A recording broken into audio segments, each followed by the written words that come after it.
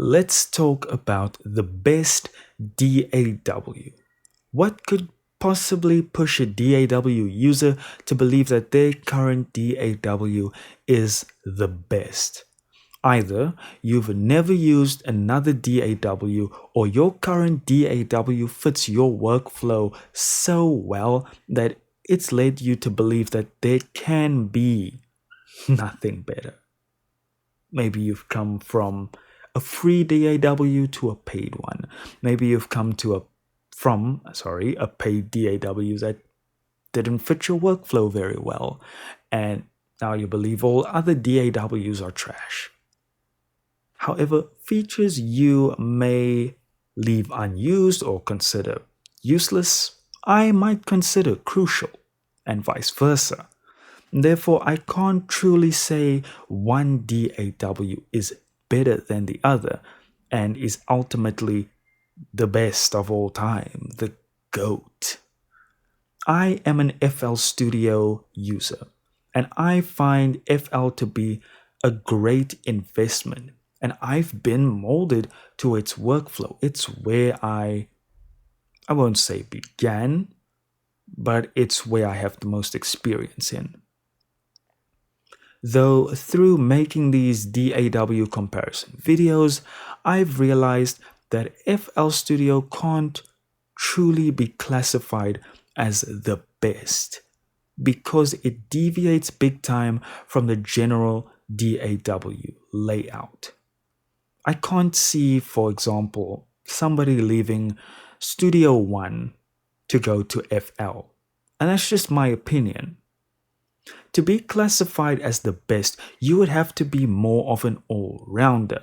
And in my opinion, the best all-rounder is Cubase. I had the demo, but it insists on living on my C drive, and there just isn't enough space on my tiny SSD for it and all its 10 billion plugins and effects. So this is going to be more of a conversation. I won't be going into the DAW. At first, I thought there isn't really anything special, and I tried to find some standout features online, but I couldn't really find anything,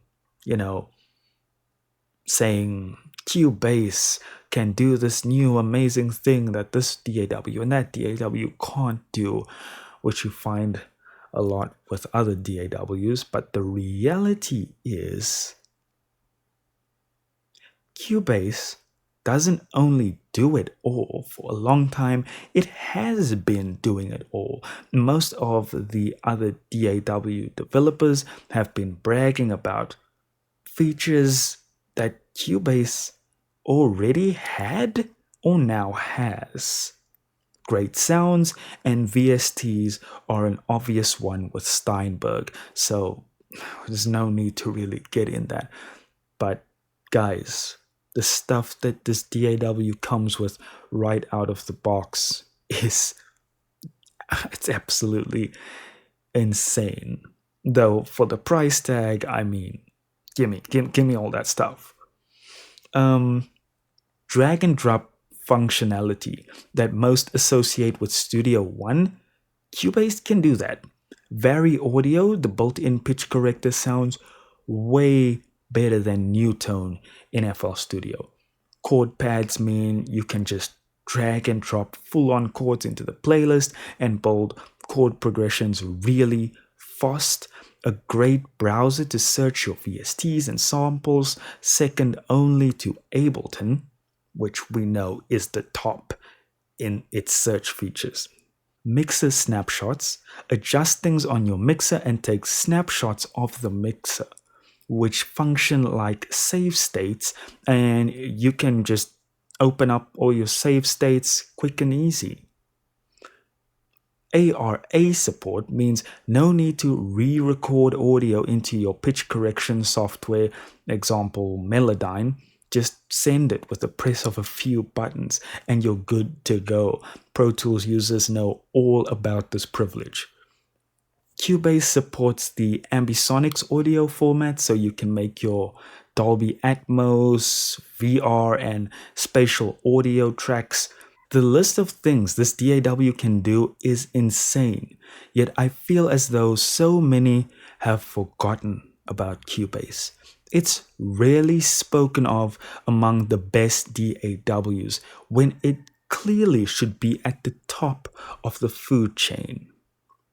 The issue then could be price, system requirements as well. Cubase is a pricey DAW. You can pick up the full version of Cubase for $579. That is easily one of the most expensive DAW price tags at the moment. Cubase asks for 8 gigs of RAM and 75 gigs of storage space to get all that content. I tried to keep it as short and sweet as possible. Go ahead and try out the free trial of Cubase, and you will be able to understand just how powerful Cubase really is. It's the full package. Therefore, in my opinion, it's the best DAW. Thanks for watching. Make sure to use the comment section to disagree with me. Debate is welcome, but let me slip in a sneaky note. If you are doing live recording and mixing, then Ableton is the way to go. Hit like and subscribe. Arrivederci.